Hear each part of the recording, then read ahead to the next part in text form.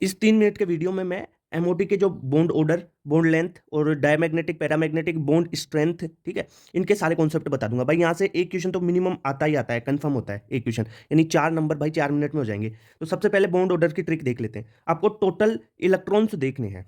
कोई भी कंपाउंड है, जैसे O2 है, ऑक्सीजन है, उसमें 16 इलेक्ट्रॉन होते हैं, ठीक है। N2 है, 14 इलेक्ट्रॉन होते हैं। टोटल इलेक्ट्रॉन देखना आता है, ठीक है। टोटल इलेक्ट्रॉन निकालो उसमें, जैसे O2 में हो गए 16, कार्बन में C2 में हो गए, कार्बन 2 है, C2 में 6 + 6 12 हो गए, ठीक है। ऐसे आप निकाल लो।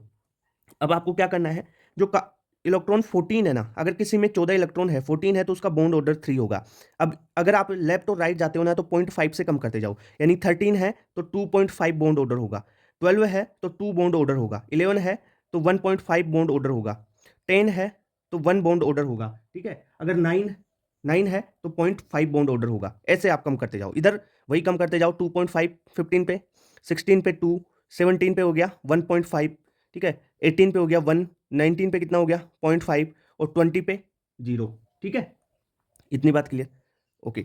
तो देखो, ऐसे आप निकाल लोगे। जैसे एग्जांपल की बात करते हैं, O2 की, ऑक्सीजन में 16 इलेक्ट्रॉन है, तो आप इसका बॉन्ड ऑर्डर बताओ। तो बॉन्ड ऑर्डर क्या कैसे लिखोगे? देखो 16 इलेक्ट्रॉन है तो बॉन्ड ऑर्डर 2 आ जाएगा। 14 इलेक्ट्रॉन है N2 में, तो 14 के लिए बॉन्ड ऑर्डर 3 होता है, N2 का बॉन्ड ऑर्डर 3 होता है। O2 माइनस एक, देखो एक नेगेटिव लग गया, तो 16 प्लस 1 यानी 17 इलेक्ट्रॉन्स हो गए इसमें, तो 17 इलेक्ट्रॉन्स के लिए 1.5 हो गया।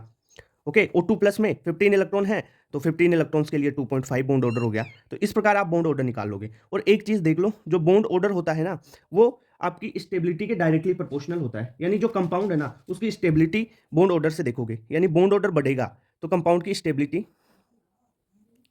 स्टेबिलिटी भी बढ़ेगी, ठीक है। अगर किसी इनमें से आपको स्टेबिलिटी पूछ लिया जाए, तो बॉन्ड ऑर्डर निकालो, जिसका बॉन्ड ऑर्डर ज्यादा उसकी स्टेबिलिटी ज्यादा।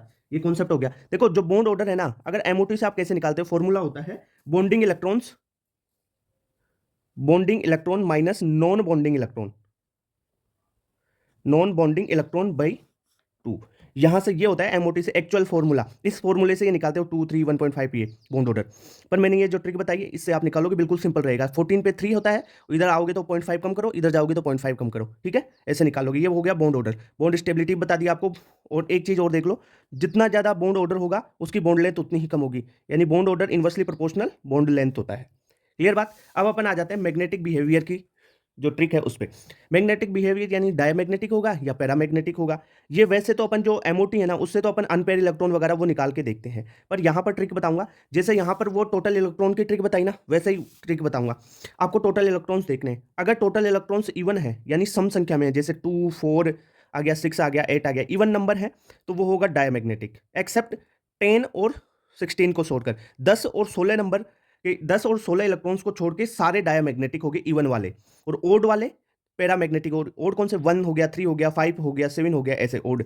और 10 वाला और 16 वाला भी पैरामैग्नेटिक होगा, वो डायमैग्नेटिक नहीं होता। 10 और 16 जैसे B2 हो गया, O2 हो गया, ये पैरामैग्नेटिक होते हैं, ठीक है। क्लियर बात? तो आप टोटल इलेक्ट्रॉन्स निकालो। जैसे कार्बन में C2 में है 12 इलेक्ट्रॉन। अब C2 में 12 इलेक्ट्रॉन है, तो ये क्या है, देखो इवन नंबर है। इवन नंबर है तो क्या होगा, डायमैग्नेटिक, तो डायमैग्नेटिक अपन लिख देंगे। N2 में 14 इलेक्ट्रॉन है, 14 इलेक्ट्रॉन किसी में है तो वो हो गया पैरा, नहीं वो डाया होगा, ठीक है।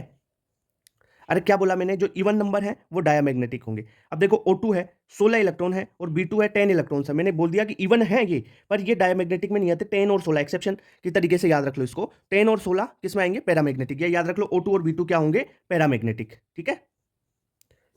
क्लियर बात? अगर किसी में आ गए, मान लो 15 इलेक्ट्रॉन्स आ गए, ठीक है, O2 प्लस दे दिया जाए, O2 प्लस दे दिया जाए, इसमें कितने इलेक्ट्रॉन हो गए, 15 इलेक्ट्रॉन्स हो गए, तो 15 इलेक्ट्रॉन्स क्या हो जाएंगे, ओड नंबर हो जाएगा। ओड क्या होता है, पैरामैग्नेटिक हो जाता है। क्लियर बात? तो इस प्रकार आप ये ट्रिक लगा सकते हो। इवन नंबर के आ जाए total electron diamagnetic, odd number में आ जाए पैरामैग्नेटिक, ठीक है। ये चीज हो गई। अब मैंने बॉन्ड ऑर्डर की कॉन्सेप्ट बता दिया आपको, तो ये सारी चीजें हो गई आपकी, ठीक है। एक क्वेश्चन तो कंफर्म है यहाँ से आना।